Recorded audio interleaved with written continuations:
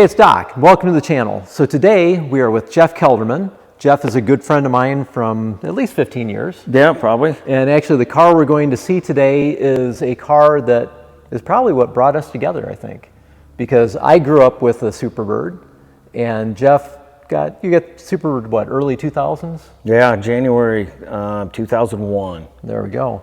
And the monster that you can't ignore this beauty. No, it was Pantera. Pantera picked up 3 years ago and ended up having motor problems. So I got a new motor for it, and then I ended up saying, well, if I got it apart, I'm going to redo the wiring, and then did a painless wiring. And I'm like, well, then new motor, new fuel injection, and then new brakes, new air conditioning, new interior. And that's how it goes. Yeah. Yep. We're on the downhill, though. It may not look like it, but it's not that far. And the cool thing about Jeff is the fact that you pretty much can do everything. You are probably one of the more well-rounded car guys I've ever met, where you can build the cars, you can fabricate parts for the cars, you know how to pick the cars, and everything. We'll get a little casting of the shop here in a little bit, so you can see what else is here, but today we're going to focus directly on the Superbird. So I'm going to redo my camera, and we're going to tell some stories. Here she is. What a beauty. So what year is this bird? 1970. So it's the only year they made them.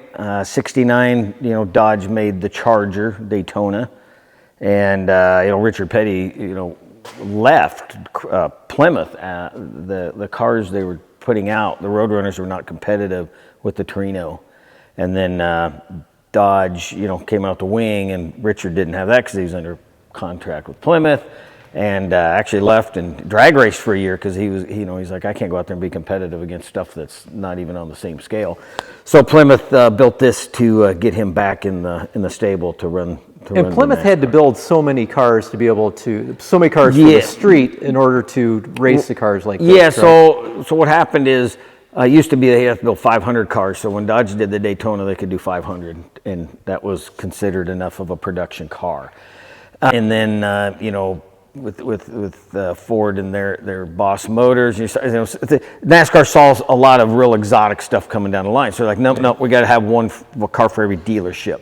So Plymouth had like 1,975 dealers, so they had to make one for every dealership. So that's why there's almost 4 times as many birds as there are Daytonas. Really? So the interesting story from my perspective is my dad bought probably one of the lowest mileage Superbirds there was at the time, and he had 10,000 miles on a Hemi Superbird, and that car came out of Humboldt, Iowa, and it came out of the dealership. So he bought it, I think, in 77 or 78. The car had like less than 10,000 miles on it, but the car was forced upon the dealership. Correct.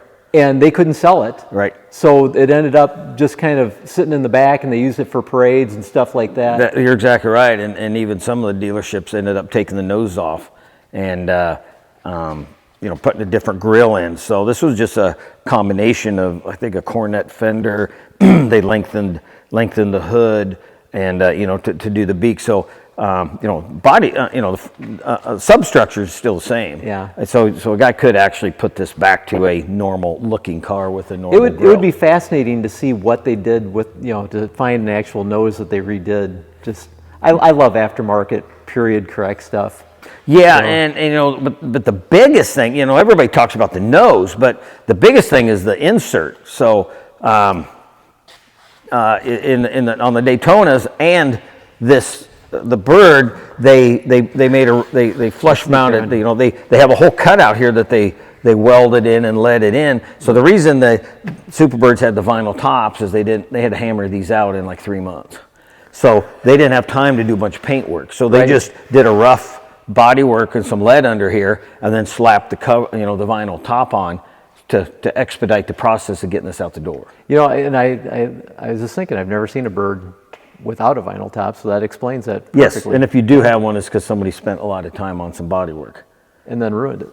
Yeah, it's not original. Yeah, so. Well, that gets into a whole nother can of worms on what people consider ruined. Sure. People can't believe I put these wheels on this car. I mean, a lot of people don't realize though that when I built this, and we took it to SEMA in '06, and that was American Racing's 50th anniversary. Right. So they wanted as many hot rods there with their wheels, and I wanted something a little bit different.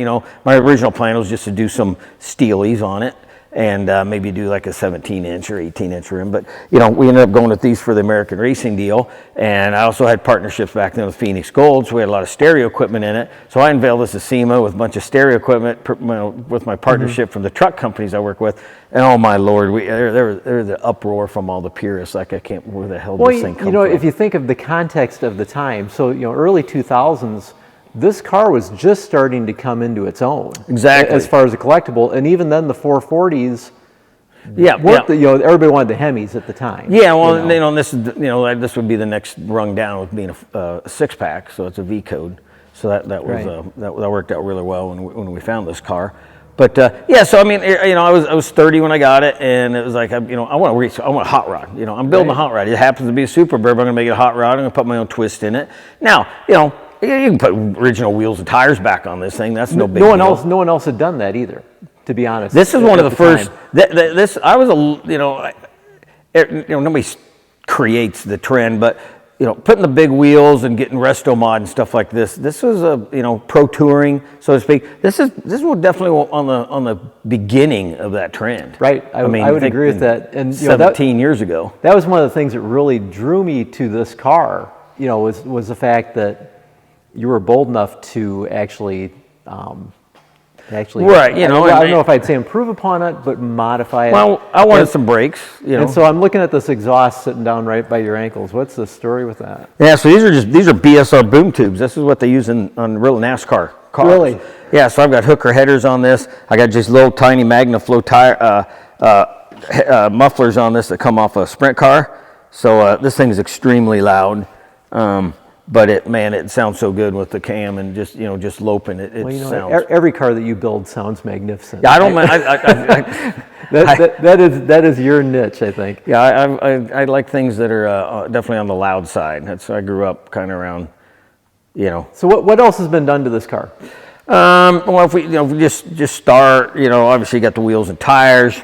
I had the motor built, I had, local guy, Jim Van Zee, he's kind of an Iowa legend of drag racing and hot rodding. He ran with my dad back in the 60s and 70s. And so he built a motor and transmission. So we got a purple cam in this. I didn't do anything too crazy. I think we bored it. I think it's 30 over. But, it's still got the original carburetors.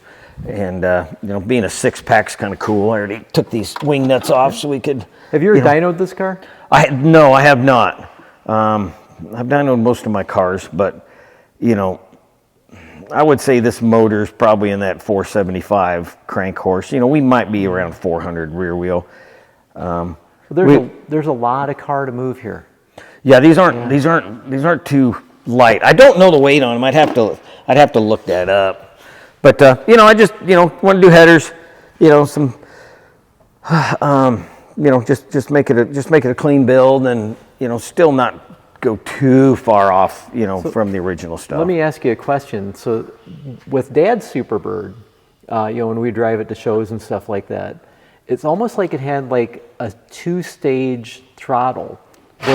Where you'd kind of push on it. It'd be a kind and nice car, and then you'd kind of go through a transition to where the car really came alive. You're exactly right, because what you have is when all 6 barrels are opened up, it's a 1050 CFM.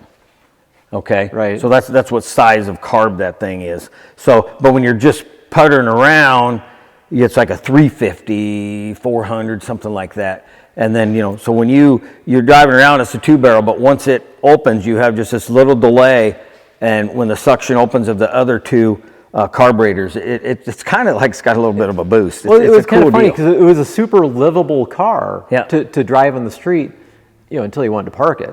Yeah, this takes a country mile to you don't parallel park this thing. Not in today's parking spots, you don't. Exactly. Well, back when these cars came out, you know, they were famous for having like the wings damaged because people would be hanging off the wings and damaging the yeah, wings. and the wing, man, I tell you what, it's a cast aluminum, and then it's got bracing that goes down through the trunk. So these are, you know, you always see the pictures of the girls and sitting on it. So they're pretty damn heavy duty.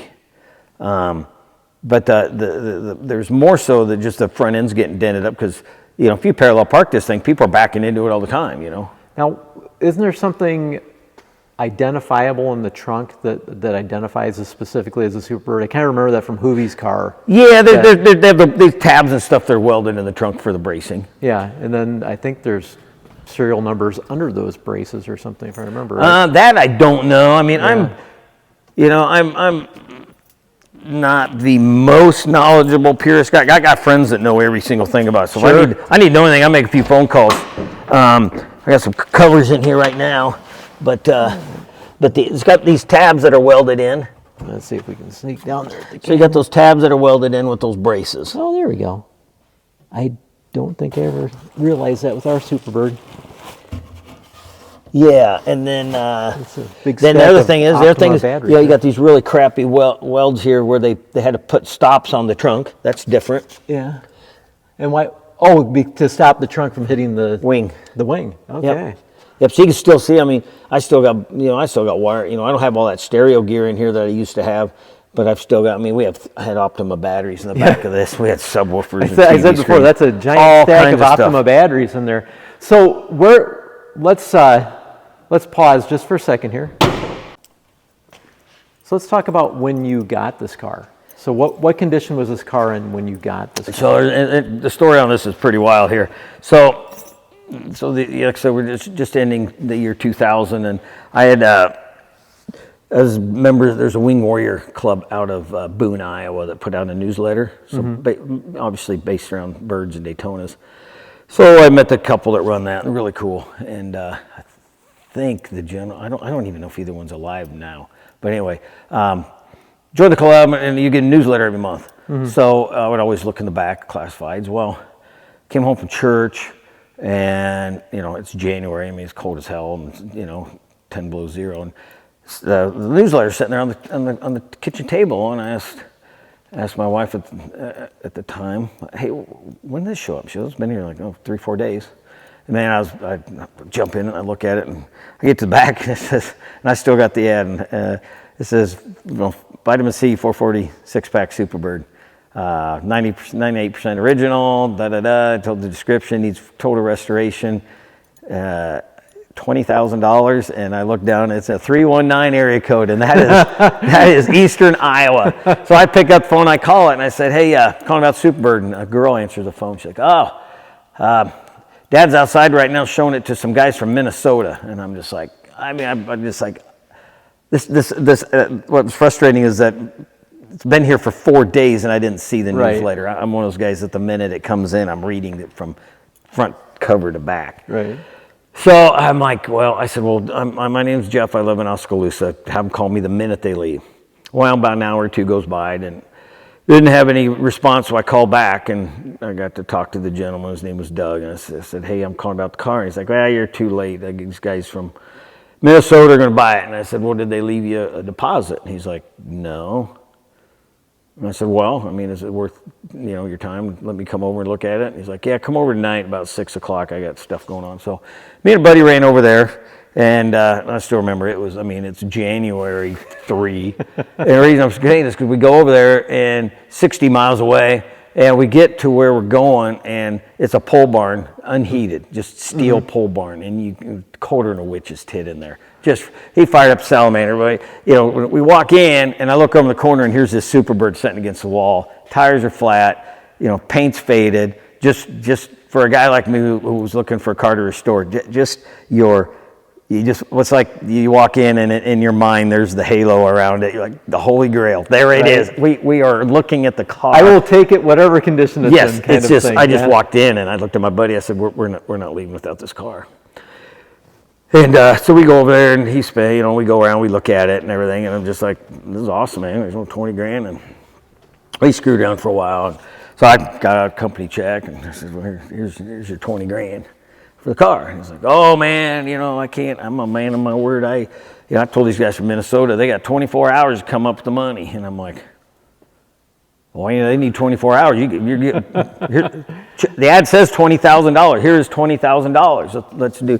I argued with this guy for 45 minutes, and he was. There's no way he was going to let me have that car that night. Yeah.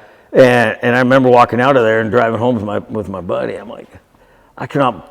How did we not pull this deal off? I mean, I had the money. I mean, he was not going to sell this car, and I was really quite upset, quite frankly. It's kind of like you're walking out looking at your dream car. I mean, how often do you get to find an unrestored Superbird, let alone a 6-pack vitamin C that's an hour from your house? So I go home, and I remember telling my ex-wife, I said, I don't even know if I don't even want to go to bed. I'm going to sit here and take pity on myself. And she just said, you know what, if it's meant to happen, you'll have this car tomorrow. I'm like, there's no way this is going to. So, guy's going to, honor this. So we, My wife says stuff like that. But yeah. If it's meant to happen, it'll be okay. Yeah, it's meant to happen. No, it's meant to happen works. when I give them the check for 20 grand and we go home with it. That's how I look at it. So 11 o'clock rolls back around the next day. That was the time he was supposed to call me, and 11:15 comes around. So I call him up and said, Doug, what's going on? He's like, man, I got some bad news.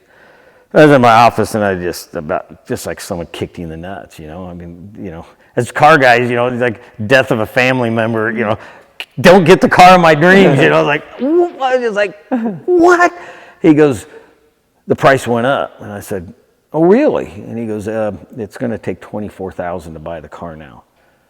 And so I said, well, I'll tell you what. And I left that check there on his table. I left it on the toolbox, that 20 grand. So much for the man of his word, but okay. Yep. Moving on. Yeah, exactly. So I said, well, I'll tell you what then. I said, I'll bring you $4 grand tonight. But I said, we're not playing this game again. Okay? Mm-hmm. I said, so do we have a deal now? I said, $24,000, I'm coming to get the car tonight after work. Yep, the car is yours. Bring me another $4 grand. I got your 20. So we went over and got it that night, and it was cold. We got stuck getting out of his driveway. I borrowed my cousin's enclosed trailer. I ended up buying after that because once I got the car, I didn't want to drive it a whole lot. We went to a few shows here and there, so I used the trailer. But I drive it more now than I used to. But yeah, we ended up dragging that thing home. And I remember calling my dad, and we were going to get home about 11, and he goes to bed well before then. I said, so I'm going to be pulling in here about 45 minutes. I said, when you see us pull in, come out and check out what I got. And he came out, and he just dropped the door, and all he sees the big wing, and this thing's burnt orange like Texas Longhorn colors. And he just kind of shook his head and smiled and went back to bed. So when you got the car, when you got the car, so that we know that the paint was bad. Was there any rust issues with the car? Yeah. So this thing is set outside, had not been registered since 1977, but it's set outside on a hill. Okay. So this back portion up a couple inches has been replaced. Okay. I didn't replace quarters. I cut them right here because I wanted to leave as much original metal in it. A little bit in the trunk, but that was it. I mean, the rocker panels and everything, the doors, all this stuff, no putty in any of this. This is where we blended it in. It's got a little putty, but other than that, hardly any rust. Take a peek at the inside while we're talking. Yeah, and then we got the famous footprint gas pedal, awesome. in lieu of my favorite movie, Joe Dirt. So quarter stick. That's not a stock item, though. No, okay. I put a quarter stick in it just because I always wanted a hot rod so I could just slap gears. Right. Okay. So I put a quarter stick in it. So do you know how many 440 bench seat automatics there were? No, I do not. I bet there weren't that many. No, but of the just under 2,000 of them they built, there's I think 716 440 6-packs. Okay.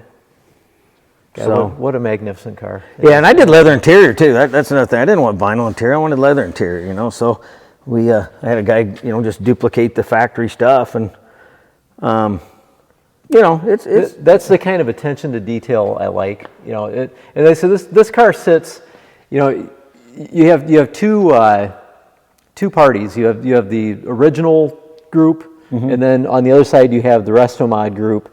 And this car sits somewhere kind of in between, which is what I think is really cool because, you know, like I said, everything is reversible back to original. Yeah, exactly. You know, but in the same respect, man, I love the fact that, you know, I remember the vinyl seats in our Superbird, which were very similar to this because it was a bench too, and that looks so much more comfy. Oh, that is the vinyl's pretty they get really hard. But no, I mean, you know, again, and I didn't build this to make the most period correct. You know, when I first started building it, I started looking in. So when I got this thing, I totally dismantled it 100%, built a rotisserie out at my factory, okay. And I sent it off, and they sandblasted the top, and then I made the rotisserie, and then I sandblasted the bottom myself. Then we painted the bottom orange. Mm-hmm. You know, again. Some guys, oh, you need to have it the black and all this. I don't care. Under with the overspray and all that. I'm going to do a complete rotisserie, and this thing's going to be orange. You know, paint's not perfect, but I painted a few pieces. My buddy painted some other stuff. I mean, there's some runs in it. There's some places where we burned through and we were buffing it, but I don't care. I'm not changing. I mean, this is the first car I restored. Right. And I've done. That's the great part about it. So we're going to just take a little scan. You know, the thing I love about your collection is pretty much everything here gets driven. Gets driven, gets loved, and it's just all. Yeah, just hot rods. You know, I'm kind of into a Viper phase right now. Yeah, so I would say that's fairly obvious with the red Viper phase. Yeah. So which one did you start with? So the one on the bottom, the Laguna Seca car, that's a 2010. That's a 1 of 33 edition. When they sent the track record at Laguna Seca at 133, they made, a limited edition of these cars. Okay, and the one up top is the one up top. Yeah, the one up top's an 08 ACR that was converted over to an X clone. So the ACR X, they made. Chrysler made some race cars for the Viper Racing League in 2010. We have this one over here. We're doing a Superbird video, but we're diverging here for a second. So, and what's this one? So that's a 2010. That's an actual ACRX number 12. So that's a fast race car. I just bought that one. Well, that's very Came cool. out of San Antonio, and I'm going to run it this weekend at Ozarks for the first time. But all right. Well, hey, they got wings. They're kind of like the Superbird, right?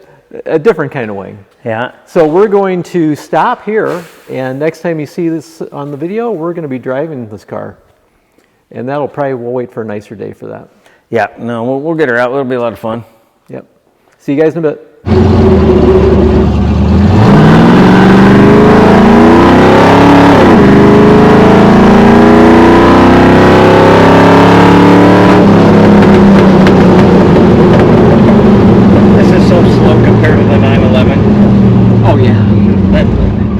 That 911 is so freaking fast.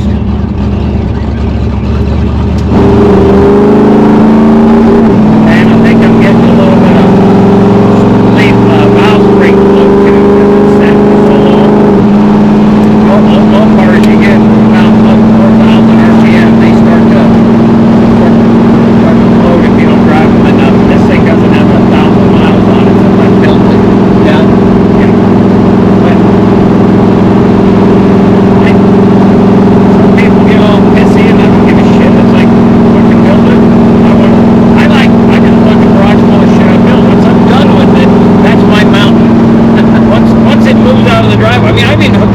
Up on this thing yet because we were in such a crunch for SEMA, and that was 18 years ago, and I still haven't went back and done it.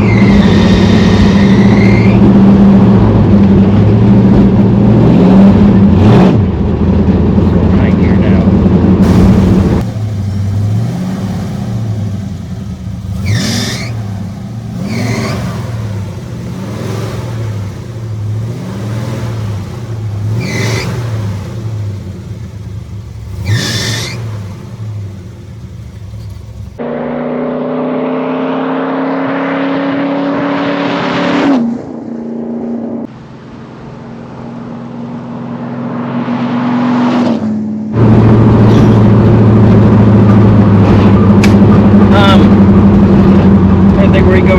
Get some motorhead stuff.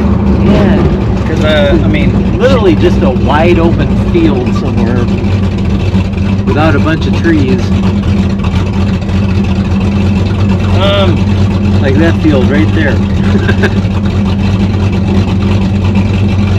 Trying to think. Freshly mowed with hay would be nice. That actually is kind of...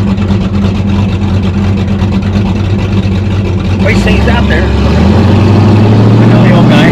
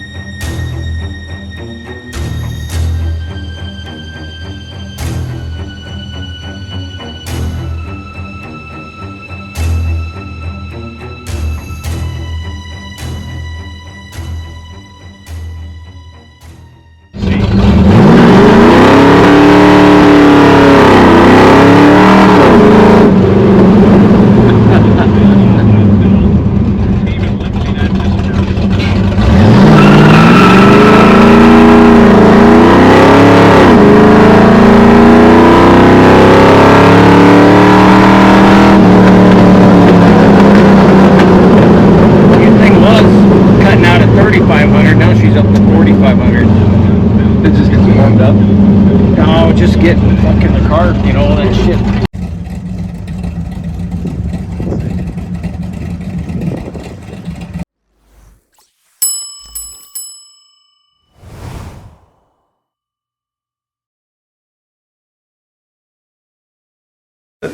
There are ridiculous cars in the collection, like the car that's a caricature of the muscle car era, the 1970 Plymouth Superbird with its ridiculous hugger orange paint job and the big wing on the back.